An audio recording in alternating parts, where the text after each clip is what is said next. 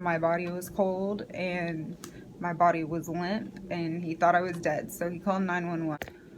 What's up, you guys? As y'all can tell, what's up with me? I'm in the hospital again, aka story of my life. So before I get into why I'm in the hospital this time, we're gonna have to rewind it a little bit. Like, since December, January, I've been throwing up a lot, like more than normal, not the gastroparesis throw up, because I'm throwing up before it even hits my stomach. With my gastroparesis, once it hits my stomach, that's when I'll throw up. It wasn't happening like that.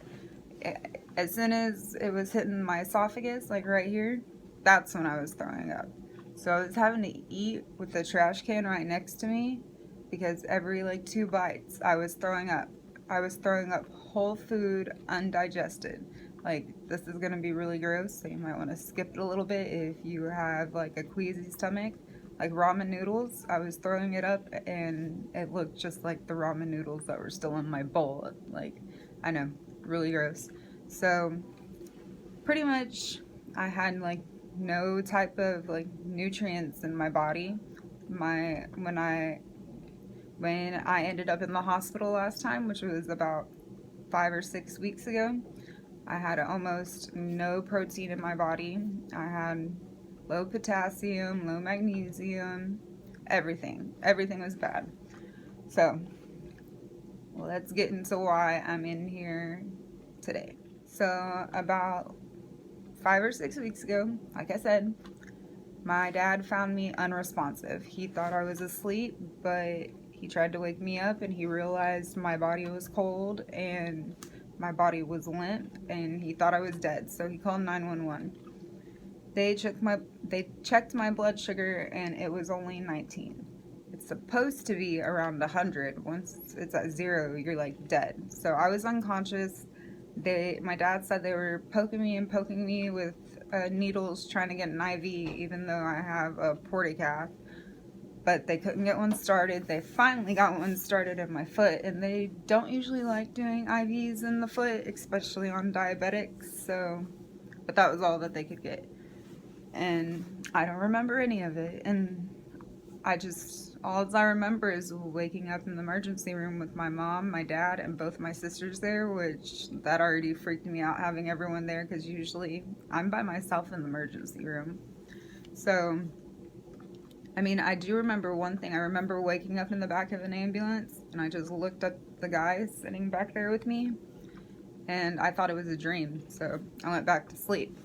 So I woke up and the doctor said that pretty much because I had no potassium in my body, that the sugar wasn't sticking and that's why it was dropping, because I take 6 insulin shots a day. I was down to only taking one and it was only 5 units when I usually take 20 units of that, and it still dropped. So that's what happened there. So I told my doctor, hey, I'm throwing up a lot and it's not because of my gastroparesis. It's getting stuck in my chest. I think there's ulcers or something.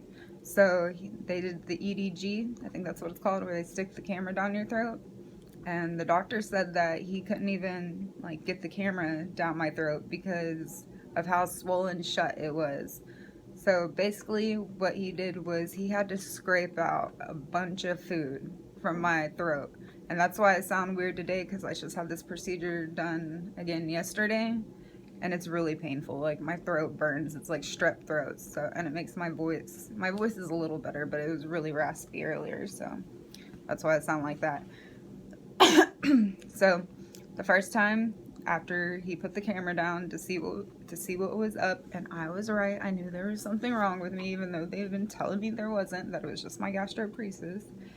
But he scraped out all the food, and then 2 days later I had another procedure where he had to dilate the esophagus. So your esophagus is supposed to be about 15 millimeters, and mine wasn't even the size of the camera, and that's only 8 millimeters. And you can't dilate it all at once because it'll stretch out your esophagus too much and it'll rip. So he dilated it from an 8 to a 10, and then I was supposed to go back 2 weeks later and go from a 10 to a 12, and then 2 weeks later from a 12 to a 15. Well, I did the first one, and then when I got discharged, I called his office to schedule the second one to go from a 10 to a 12, and the doctor didn't put the note in for me to make an appointment. And you can't make an appointment for a procedure if the doctor doesn't put it in, because, you know, random people call in to make procedures that they don't need. I don't know. So I kept waiting on that and waiting on that. Well, on Saturday, aka today's Tuesday, so like 4 days ago, the day before Mother's Day, we had to call an ambulance again because I was getting really sick, and I could tell I was going into DKA, which is diabetic ketone acidosis, which is really dangerous. So we get to the emergency room, and I am in DKA, and I'm throwing up really bad, so I'm not able to hold down any of my nausea medicine, my pain medicine, anything. So they gave me all that through my IV, which is my Portacath. And yesterday the GI doctor came in, and it was a different doctor this time.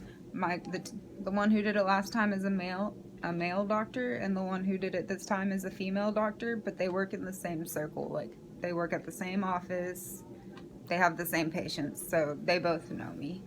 Well, she came in, and I explained to her what happened last time about the dilation and everything. So she went ahead and scheduled an emergency surgery, since I hadn't eaten anything, because usually the night before you can't have anything past midnight. So I hadn't had anything, and she scheduled it, and I got in within like 20 minutes. And she just came in about an hour ago,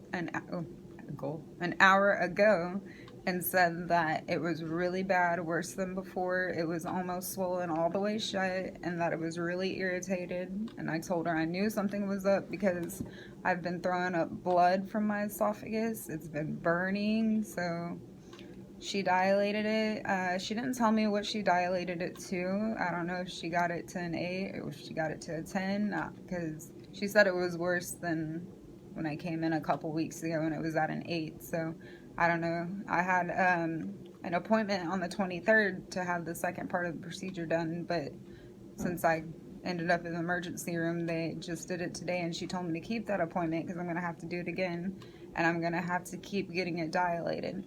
She said the stomach acid from your stomach, anytime you throw up, it irritates the esophagus, and I keep throwing up over and over again, so that's why it keeps getting so swollen and so inflamed. So pretty much I'm just going to have to keep doing these dilations over and over again. I mean, it's not bad because they put you to sleep and it usually doesn't hurt, but when they're having to scrape food out for the next like 2 or 3 days, your throat burns so bad, like strep throat. It sucks, and it's not a good time.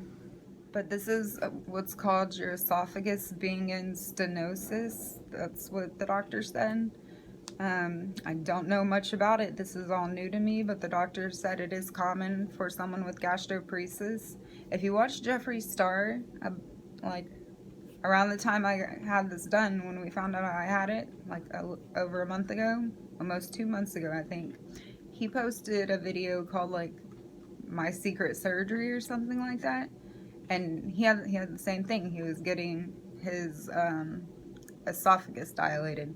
When they do it here, they just stick a balloon in you, and that's how they dilate it. So, yeah, it's easier to just say, oh, I'm having the same surgery as Jeffree Star. No, but really, that's what's going on.